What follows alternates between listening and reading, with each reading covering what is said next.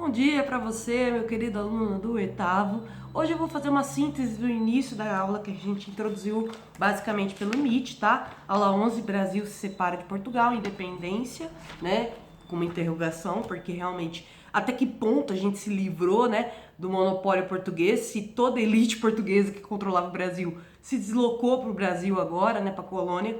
Então, para muitos historiadores, esse processo não é necessariamente uma independência, né?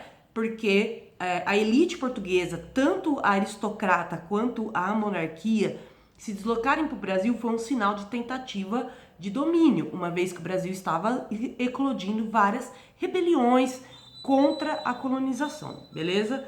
Pessoal, outra coisa importante é sintetizar principalmente que para alguns historiadores esse fator foi um sinal que a gente não se libertou de fato, porque toda aquela elite que nos colonizou passou a habitar o nosso território justamente para controlar ele e unificar ele em torno dela, né?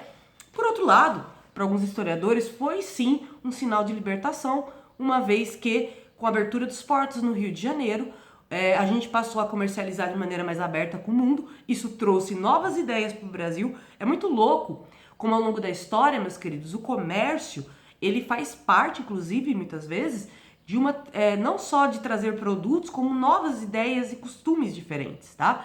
A gente tem que lembrar que o comércio, ou a parte entre, como que eu posso dizer, a relação comercial entre os países, não é só uma relação de troca de produto e dinheiro, né? É uma relação de troca de culturas. Então, muitas culturas diferenciadas foram trazidas para o Brasil, mas predominantemente a cultura inglesa, é claro, pois era a cultura e era o país que economicamente havia vários acordos com os portugueses, tanto que os portugueses acabam saindo de Portugal, né? Essa elite política de Portugal sai de Portugal e vem para o Brasil por uma pressão externa do Napoleão por conta dele querer literalmente impor para os países da Europa uma espécie de bloqueio comercial à Inglaterra, uma vez que a Inglaterra era vista como uma grande inimiga ou concorrente, podemos dizer assim, da França. Historicamente, a Inglaterra e a França estão tretando, né?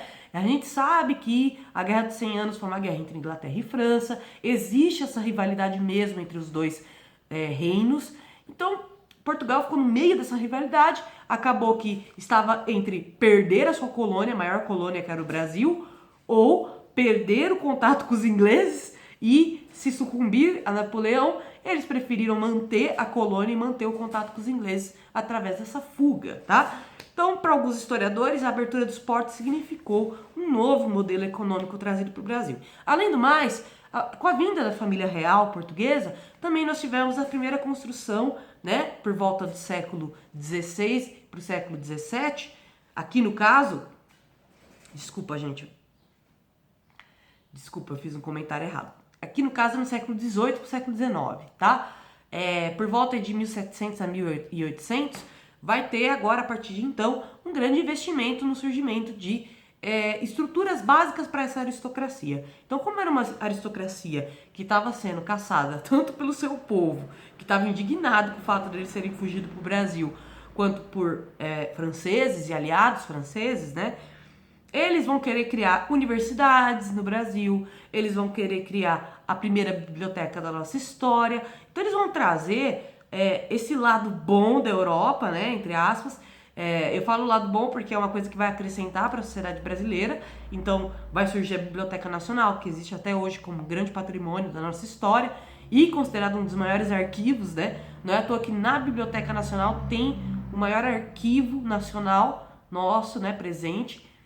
Eles vão construir também o que viria a ser futuramente a Universidade Federal do Rio de Janeiro, tá? Então, a cidade do Rio de Janeiro vai passar a ser uma metrópole que é inspirada nas metrópoles portuguesas, né? Que tem universidade, que tem grandes bibliotecas, que tem grandes praças. Então, eles vão alterar o aspecto físico do Rio de Janeiro para receber também esses outros líderes políticos internacionais, mas, por outro lado, para eles mesmos se sentirem mais à vontade, trazerem um pouco de Coimbra, de Lisboa, né, para o Rio de Janeiro. Vale lembrar que o próprio sotaque carioca foi altamente impactado por esse momento histórico, uma vez que, isso é muito louco, Isso é muito louco, sabe por quê?